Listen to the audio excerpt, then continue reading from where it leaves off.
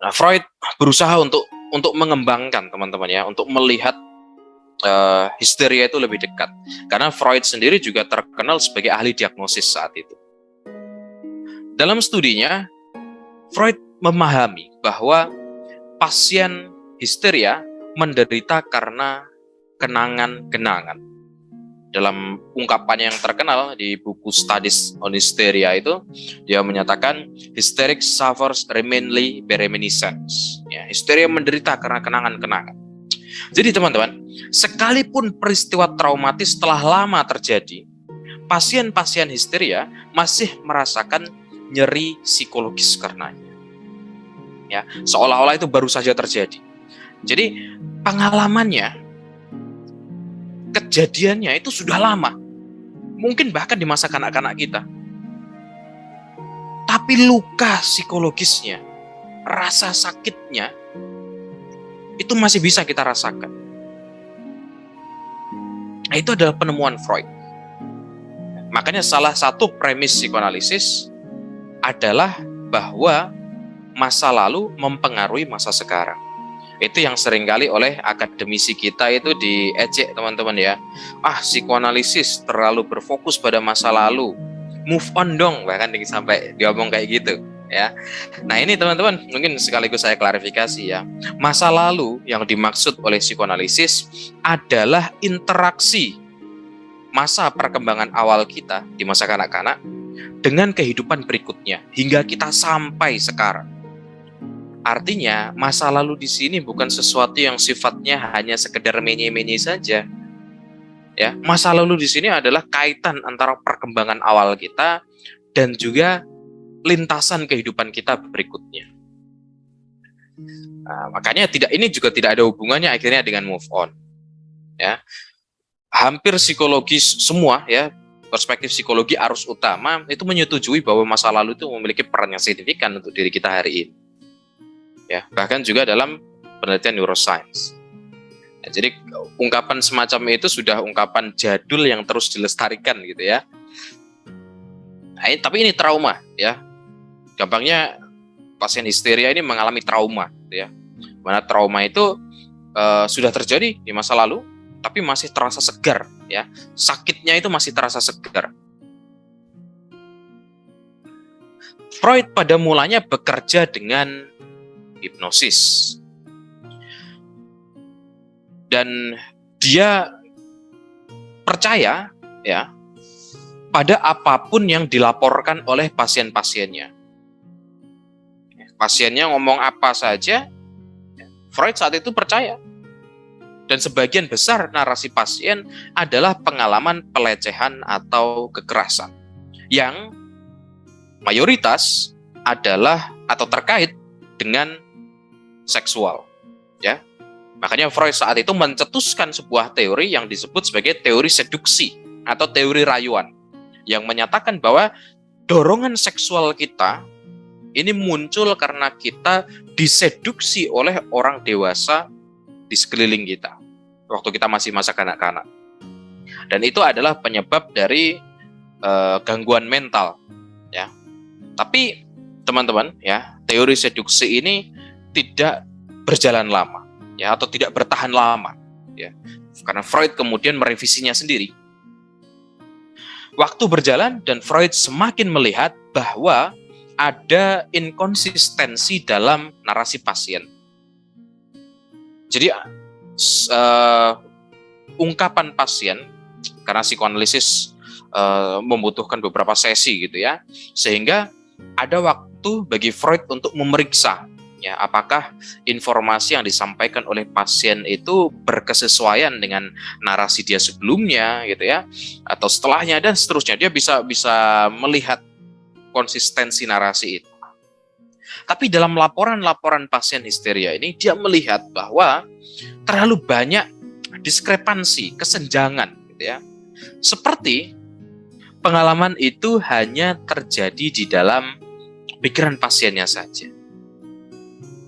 Freud menjadi yakin bahwa ingatan yang dilaporkan oleh pasiennya bukanlah pengalaman aktual, melainkan pengalaman mental. Dengan kata lain, pasien sendiri, teman-teman, sebenarnya tidak mengetahui apa yang terjadi pada dirinya. Pengalaman traumatis sekalipun meninggalkan jejak perasaan nyata, tidak bisa diingat sebagaimana mestinya. Freud menyebutnya sebagai screen memories. Dia menulis makalah khusus, judulnya Screen Memories, itu berbicara tentang hal ini. Yang hingga hari ini, teman-teman, terus menemukan pembuktiannya, baik dalam pemrosesan informasi, psikologi sosial, psikologi klinis, dan juga psikologi eksperimental, dan juga neuroscience. Mereka semua sepakat bahwa ingatan tidak bisa dipulihkan. Pengalaman traumatis tidak bisa kita ingat sebagaimana mestinya. Dia selalu rekonstruktif. Makanya, ini moga-moga didengar ya. Untuk teman-teman yang mempraktikkan hipnosis, ayo mulai dikejar ini. Ya, karena cepat atau lambat teman-teman akan berhadapan dengan minimal sanksi dari komunitas ilmiah gitu ya, secara luas. Karena hipnosis meyakini dalam terapi regresi itu bahwa ingatan yang dilaporkan itu ingatan asli. Bahkan kalau ingatannya itu dia kembali ke zaman Majapahit gitu ya, katakan bahwa itu adalah past life regression, kembali ke kehidupan lampau. No, karena ada masalah dalam dia mengingat, ya, itu terjadi. Dan konsekuensinya teman-teman, laporannya Pak Tihis dan Pak Terhas itu mengatakan bahwa, ini tahun 2018 laporannya, jadi masih lumayan baru, mengatakan bahwa 42% pasien yang menjalani terapi pemulihan ingatan memutuskan hubungan dengan keluarganya. Kenapa? Karena ingatan yang muncul adalah ingatan pelecehan, ingatan kekerasan, yang sebenarnya bisa jadi tidak demikian. Tapi pasien sangat meyakini itu, karena terapisnya juga meyakininya. Nah, ini masalah teman-teman ya. Suatu hari nanti mungkin bisa ada masalah hukum tentang hal itu. Ya, ingatan tidak bisa diingat sebagaimana mestinya, khususnya apalagi ingatan traumatis gitu ya. Makanya kalau dalam neuroscience atau pemrosesan informasi ada yang namanya ingatan implisit ya, yang dia memang tidak bisa dideklarasikan, tidak bisa diungkapkan dengan kata-kata. Ya, ingatan itu akan muncul dalam bentuk tindakan, akan diulang kembali. Makanya Freud juga mengatakan sesuatu yang tidak bisa diingat akan diulang. Itu yang memberikan tempat untuk acting hari ini. Ada upaya tak sadar untuk menolak mengingat, apa yang Freud kemudian sebut sebagai resistensi tak sadar. Nah, hari ini teman-teman juga, ini seringkali kalau mahasiswa diskusi di kampus gitu ya, sering disampaikan bahwa yang paling tahu diri pasien itu ya pasien sendiri. Seringkali disampaikan demikian. Mungkin jika kita ingin menggunakan perspektif psikoanalisis untuk melihat hal ini, ya, maka pasien mengetahui apa yang bisa dia sampaikan tentang dirinya, apa yang mungkin ia anggap mewakili dirinya, tapi pasien tidak benar-benar mengetahui tentang dirinya, dan karena itulah dia mengalami masalah. Ya, jadi kita perlu melengkapi kalimat itu, ya, karena agaknya ungkapan pasien yang paling tahu tentang dirinya ini membuat kita asal percaya dengan apa yang disampaikan oleh pasien. Padahal tidak demikian, ya. Padahal tidak demikian. Kita harus mengolah informasi terlebih dahulu. Tapi sampai di sini teman-teman kita tahu bahwa ada suatu operasi di dalam diri kita, dalam pikiran kita yang berusaha untuk menolak mengingat, ya, menolak untuk mengingat kenangannya, karena itu akan menjadi lebih menyakitkan lagi. Dan dari sinilah ya kita menyebutnya sebagai resistensi tak sadar. Jadi mungkin di sini ada teman-teman yang praktik terapi gitu ya, mungkin punya klinik atau punya geria sehat yang penyehat tradisional ya. Ketika pasien datang ke hadapan kita, ya, biasanya yang kita periksa adalah apakah pasien ini datang atas kehendaknya sendiri, atas kemauannya sendiri atau tidak. Kalau dia datang atas kemauannya sendiri, maka kita menganggap bahwa dia lolos seleksi. Kalau dia datang atas permintaan orang lain, mungkin dia akan resisten, dia akan menolak proses terapi.